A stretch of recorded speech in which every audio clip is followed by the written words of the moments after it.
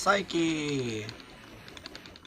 Saiki's a little bit like Seth from Street Fighter 4. He has basically every tool in the game, and it's all really, really good, but not the best version of that thing in the game. He has a fireball, he has an uppercut, he has a command grab, and he has pretty good damage. He's also the boss character, so you have to unlock him, and the way to unlock him as a playable character is to go to arcade mode, and when you play through arcade mode, there'll be a little window in the top left that tells you to do things, like do a drive cancel. Saiki will appear at game 4 if you do enough of those little challenges in the first 3 games. Specifically, you need to do 5 challenges per round. If you can do that, Saiki appears at game 4, and if you beat him, you unlock him. Normals. Standing A is, yeah. It functions just like every other stand jab in the game as far as anti-airing hops, but other than that, it's completely useless. And unlike some other characters, even if you chain into it on hit, it still won't combo. So it has a very specific use as an anti-hop tool. Crouching A is a little bit better since it hits crouching characters. This move is +3 on block, which is really good, and on hit, it links into close heavy punch, close heavy kick, and crouching heavy punch. You can link it after 2 pokes, but you're too far to get anything except for HD, which means that you can't go into your close heavy punch combos from a low. Speaking of lows, standing B is +1 on block and hits low, but has incredibly short range, so you usually don't see this move very often. Close heavy punch is 4 frame startup, so this is tied for your fastest normal, and is your main combo starter since it's cancelable. Far C is really bad. It can hit crouching characters, but at the range where you would want to use it for that, you would rather use something else. Crouching heavy punch is a pretty fast anti-air. Close heavy kick is a slower version of close heavy punch, but it does hit low. Far heavy kick is a pretty good poke, and it is actually his highest damage combo starter for HD mode. His sweep is also really good because it's still cancelable, so a really common string with Saiki is to do 3 pokes, sweep, into fireball. Standing CD is pretty slow on startup, but has decent range and a lot of block stun, and is still cancelable. You can use this instead of sweep for a little bit of variation, and the damage is a little bit more than 70, but a little bit less than 80, so it does 75. And he has no grounded command normals, so let's go into his jumping normals. Jumping light punch is your main jump-in tool, although jumping heavy kick will work as well. Jumping light kick and jumping heavy punch are your 2 main air-to-air moves. Jumping CD has a little bit more startup, but has a pretty big hitbox on it, which is a little bit further down than it looks like it should. And Saiki has 2 jumping command normals. He has jumping back plus light kick, and jumping forward plus light kick, and you can chain into either of these from his jumping punches or his jumping CD. Now, these have a lot of block stun. These have the same block stun as a jumping CD does. So your main jump-in with him is actually jumping light punch canceled into jumping forward light kick. And on hit, you get whatever the heck you want. Keep in mind that you cannot chain into these moves during his hops. It doesn't work. You have to do a full jump. Now, there are a couple of differences between these 2 command normals. Obviously, the back light kick moves him back a little bit, and the forward light kick moves him forward a little bit. The simplest use of jumping back light kick is to super jump in and then use it to bait their uppercut. Saiki's really good at making people not want to anti-air. Whereas the jumping forward light kick has more range, so you would want to use that when jumping in. But there's one more less obvious difference between them, and that is their juggles. If you juggle and do forward light kick, that is a no juggle state. You cannot get any more hits. However, if you use the back light kick, it is a full juggle state. So when we get to corner juggles, you're going to see this move used a lot. So those are all of Saiki's normal attacks. Now let's move on to the special moves, of which Saiki has a lot. First, I want to talk about the teleport, which is down, down, plus a button. You could just hold down and then release and tap down and press a button, and that will still give you the teleport. This is actually kind of annoying. You never want to use these teleports just on their own. Saiki actually has a free cancel into the teleport, which I'll get into later, which is very useful. But for the most part, you're never going to use this move with down, down punch. It's just not useful. But anyway, this move has 4 different versions. The light punch version travels back slightly. The light kick version travels forward slightly. The heavy punch version travels forward a lot, and the heavy kick version travels forward a little bit and into the air, so you can come down with all your various air attacks. Although keep in mind that the heavy punch version has a little bit more recovery than the light punch and light kick versions. Next move is the fireball. The light version of the fireball is a really good slow traveling fireball. I've already made a video talking about slow traveling fireballs, so check that out if you want to learn more. The heavy fireball goes up and is a really good anti-air fireball because it's active for a long time and causes a full juggle state. However, it is anti-air only. This will not hit a grounded opponent no matter what. So this has a very specific use of dealing with jumping opponents.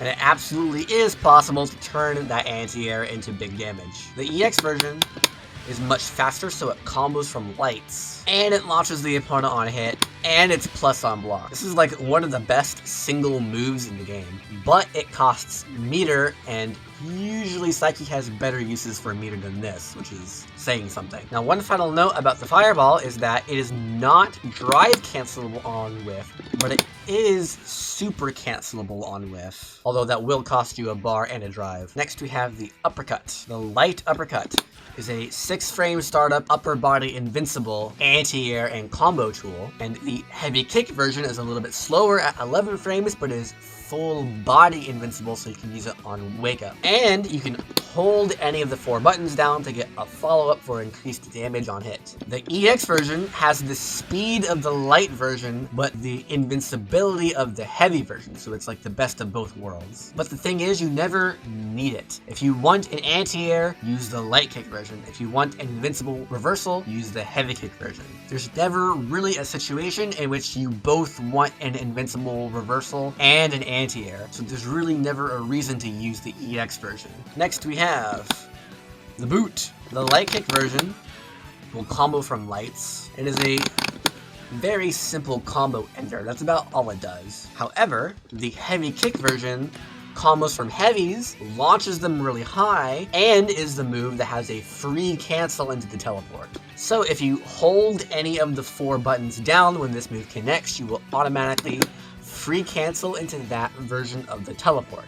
Mid-screen, you'll probably want to cancel into the C-Teleport, and in the corner, you'll probably want to cancel into the D-Teleport.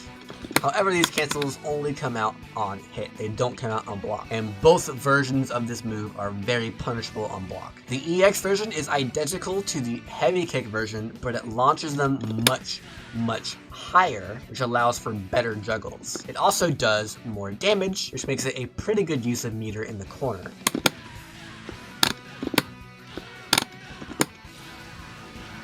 But you cannot juggle into the EX boot. It will not work. You can juggle into the heavy version just fine, but you cannot juggle into the EX version. It is programmed specifically to not work in juggles. Alright, those are all of Saiki's special moves. Now we can move on to Saiki's super moves, starting with the Super Fireball. This move has really long startup, but travels about 90% of the screen before disappearing, and is at worst -1 on block. If this fireball travels for any length of time before connecting, it is plus on block. The main use of this move is a combo extender in the corner, which I'll get to later, but if you don't think the opponent's going to be able to punish you for doing this, you can throw it out from full screen and they have to deal with it. Honestly, not a bad use of meter. But one thing that you have to keep in mind is that Saiki is allowed to have 1 fireball on screen at a time, and this counts toward that fireball. So if there's already a fireball out, I can't super. It doesn't work. Unless the first fireball connects and goes away. Next we have the Super Uppercut.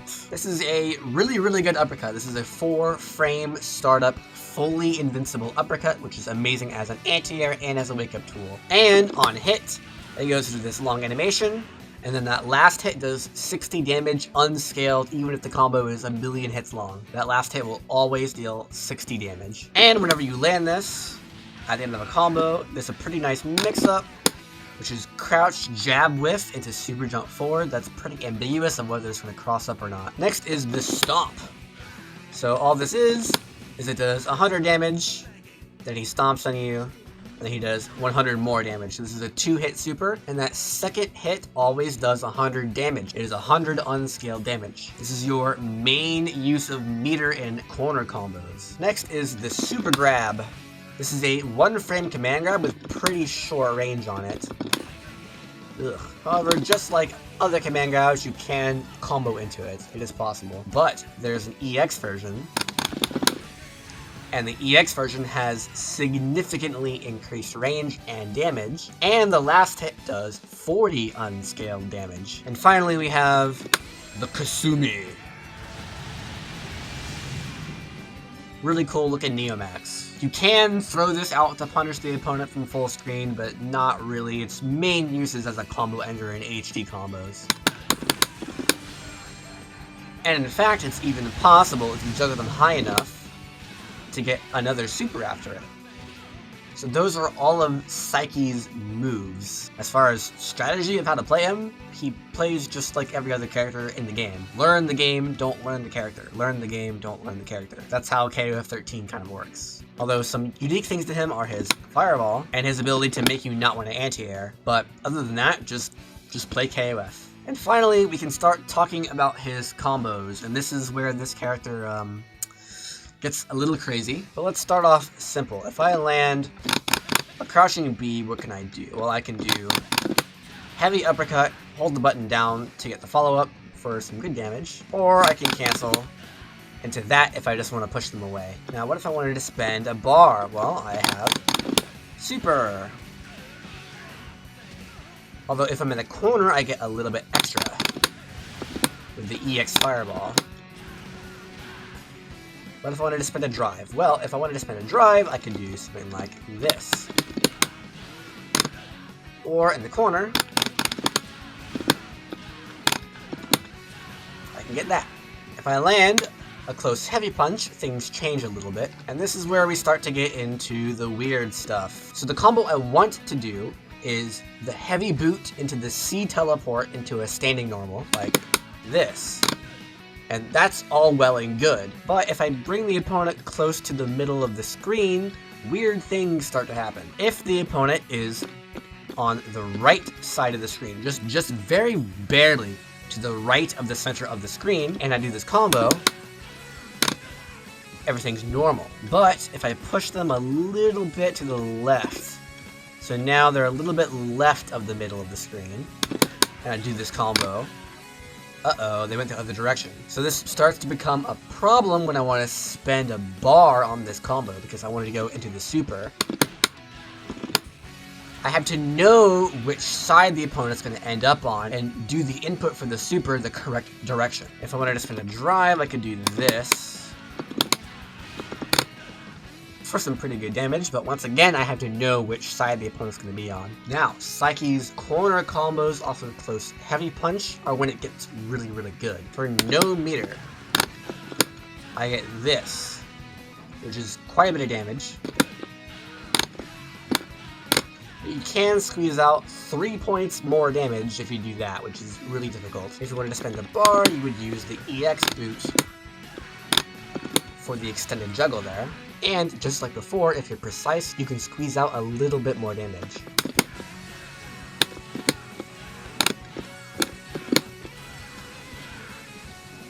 Woo!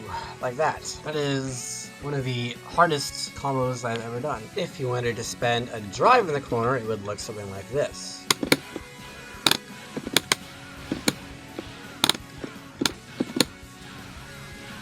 For a lot of damage, and you can get really stupidly damaged if you combine those two combos into one and spend a bar and a drive.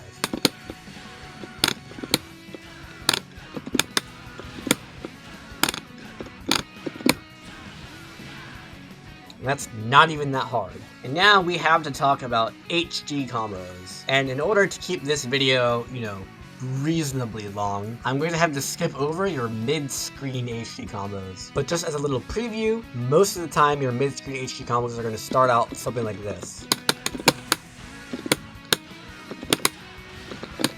So let's talk about corner HDs, where you don't have to worry about the camera position. All of Saiki's mid-screen HD combos are the same until the very end. So here is your meterless HT combo with Saiki.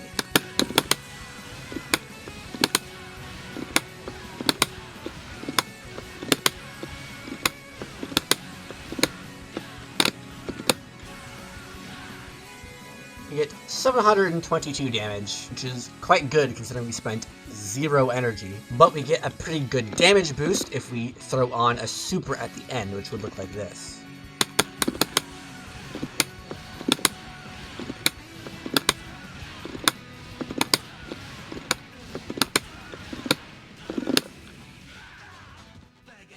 Bagache. 826. Now the trick to this combo is everything happens as fast as possible except for the light fireball. If I throw the light fireball too fast, the next drive cancel is not going to work properly. So you need to watch the opponent's height and keep them low enough to where that doesn't happen, but high enough to where they don't land on the ground. Now there is an optimization that you can make here, but it adds a layer of complexity, which is that you have to watch Saiki's left-right position as well. Let's say that I wanted to use this super in my combos. If I'm too close, I only get 7 hits, but if I stand somewhere over here, I get more hits, I get 13. And we can use those 13 hits to get more damage, which looks like this.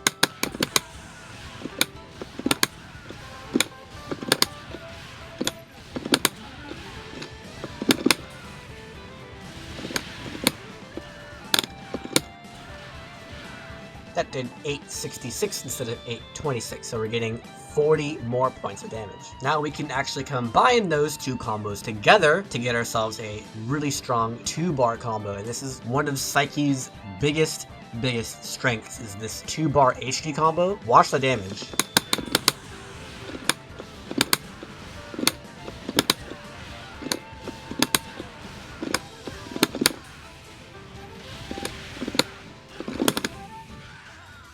Begging. 961 for 2 bars. That's really good. Now, instead of using both supers, you can just go straight into Neomax, and that's decent damage.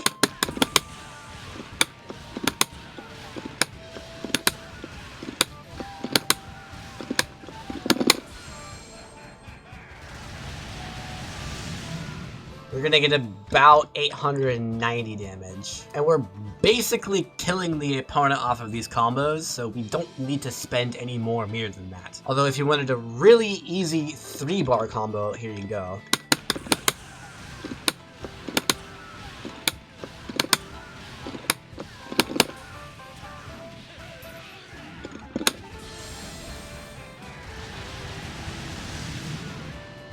That'll do 947 for 3 bars, and it's pretty dang easy. And if you wanted to spend 5 bars on a really bad combo, you could do something like this.